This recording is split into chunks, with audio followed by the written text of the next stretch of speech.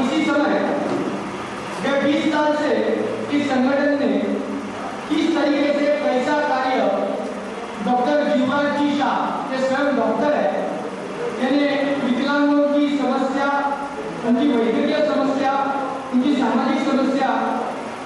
जो पूरे जानकार व्यक्ति है, और उन्होंने इस संगठन को जो 20 साल में सहकार्य और उनका जो आशीर्वाद है,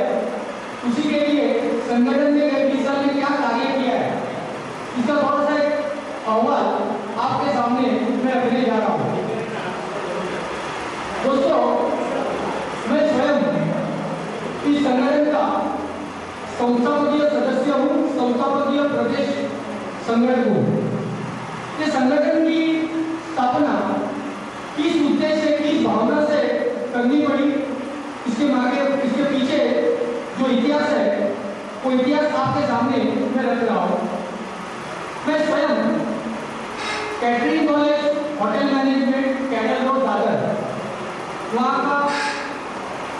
4 साल का डिप्लोमा होल्डर, विदेश के अंदर हॉलीडे इन जो होटल चेन है उसके अंदर कार्यरत था। 1983-84 में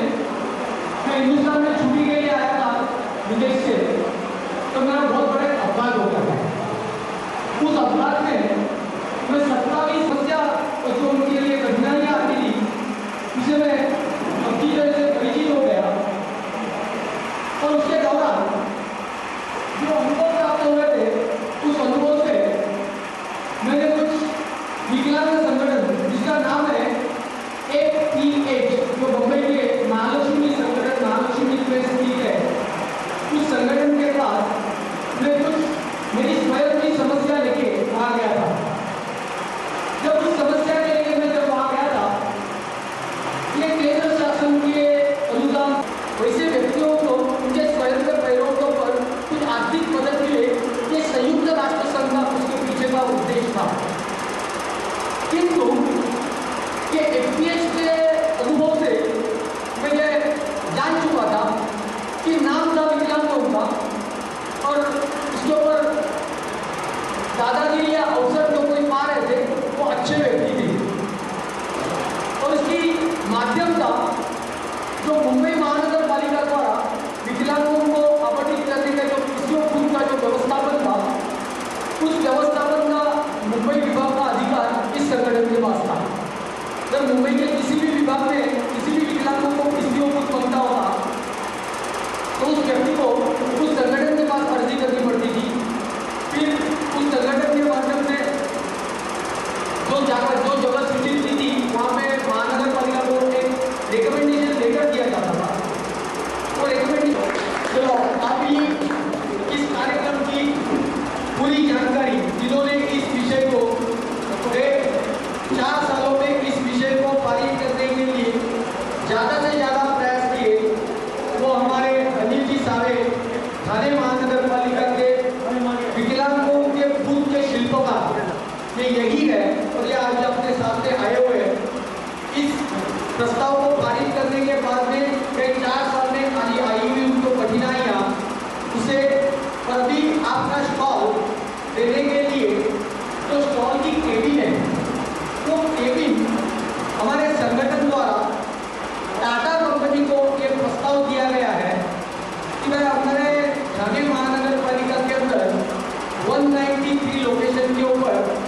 193 विकलांगों को स्टॉल देने का निश्चय ठाणे महानगर पालिका द्वारा किया गया है। और उस स्टॉल के 3 बाजू में जाहिरात के अधिकार आपको दिए जाएंगे, तो आप कृपया हमारे इस स्टॉल को पुरस्कृत कीजिए, स्पॉन्सर कीजिए,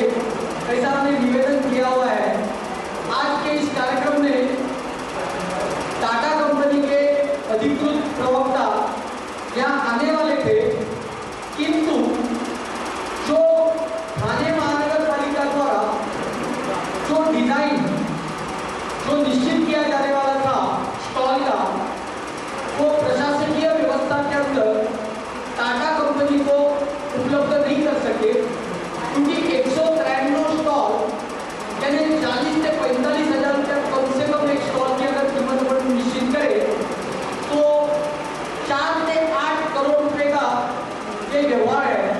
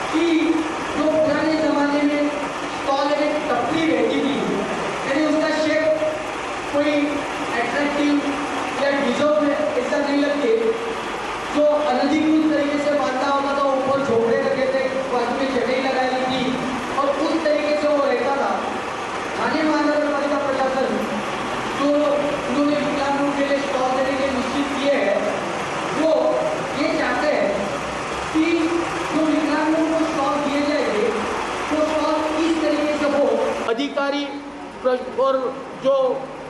निर्णय प्रक्रिया के अंदर शामिल होने वाले थे उनको अपन ये स्ट्रक्चर दे नहीं सके। अगर किसी भी व्यवस्थापन को स्टॉल का स्ट्रक्चर नहीं देंगे तो उसका कोटेशन, उसको कितना खर्चा आएगा वो व्यवस्थापन निश्चित नहीं कर सका। और जब तक वो व्यवस्थापन उसकी कॉस्ट निश्चित नहीं कर सकता है तो 193 स्टॉल को जो 8 से 10 करोड़ का व्यवहार है उसके बारे में बिना अधिकृत कुछ परिपत्र के सिवा कुछ आप लोगों के सामने आके कमिटमेंट करना ये उनके लिए संभव नहीं था, इसीलिए वो आए नहीं है। उन्होंने बताया हुआ है और ठाणे महानगर पालिका द्वारा हमने बताया हुआ है कि आपको हम वो स्ट्रक्चर का पेपर जरूरी देंगे। और मैं आप सभी को कहता हूँ कि हमारे बृहन महाराष्ट्र अपंग विकास संगठन के द्वारा हम इन लोगों ने हमारे कार्यकर्ताओं द्वारा एक बहुत अच्छा स्ट्रक्चर का मैप आज के कार्यक्रम में लाया हुआ है जो हम सावे साहब को देने वाले हैं, जिस स्ट्रक्चर के माध्यम से मैं आप और उन्हें 2 पैसे का अच्छा अधिग्रहण कर सकेंगे ऐसे विश्वास से एक हम उनको मैप स्ट्रक्चर आज के इस कार्यक्रम में सावे साहब और ठाणे महानगर पालिका प्रशासन को हमारे संगठन के द्वारा दिया जाने वाला है, जिसे जल्दी से जल्दी इसके ऊपर निर्णय हो और दिवाली तक कम से कम ये स्ट्रक्चर टाटा कंपनी को हम उपलब्ध कर सके। तो इस बात को निश्चित है कि 193 स्टॉल बनाना इसको समय लगेगा। एक दिन या 15 दिन में या 1 महीने के अंदर 193 स्टॉल नहीं खड़े रह सकते। ये स्टॉल एक्रेलिक के होंगे, लकड़ी के नहीं होंगे। लकड़ी के स्टॉल पानी के बरसात के समय खराब हो जाते हैं तो उसका मेंटेनेंस का बहुत ज़्यादा खर्च होता है जो स्टॉल के खर्चे से ज़्यादा होता है। आज के बाजार के अंदर बहुत अच्छे तरीके के स्टॉल का करने के बाद में मरा नहीं। क्यों नहीं मरा? क्योंकि मेरे कर्मों का प्रायश्चित भगवान को मुझे देने का था और आपके सामने जो मैं आ रहा हूँ ये मेरा धर्म निभा रहा हूँ, मेरे कर्मों का प्रायश्चित भुगतने आ रहा हूँ। जो मैंने पाप किए थे मेरे जवानी के अंदर उसको मैंने स्वीकृत किया, मान्य किया और वो किए हुए पापों का पश्चाताप करके आप सभी के भविष्य के अंदर आपको उज्जवल भविष्य दिखाने का प्रयास करके मैं मेरे पापों का पश्चाताप करने आ रहा हूँ और इसी के लिए मेरा ये प्रयास है। और आप सभी का इसी प्रकार का सहयोग मुझे चाहिए। मैं व्यक्तिगत स्वरूप से ये हमारा विश्वास है और आप सभी के लिए मैं यही एक ऐसा शेर हमारे संगठन के जिन्होंने इस संगठन को 20 सालों से हर किस्म का आशीर्वाद देके हमें मदद किया तो हमारे संगठन के भीष्माचार्य डॉक्टर जीवराज जी शाह, ये आप सभी के सामने जिन्होंने मुंबई महानगर पालिका के अंदर ये जो आपको सब कानूनी बात बताई ना कि 30 रुपए का 100 किया, 100 की बात कैसे हो गई, ये इन्होंने हमारे संगठन के माध्यम से हाउस में सवाल उठाए थे और यही बात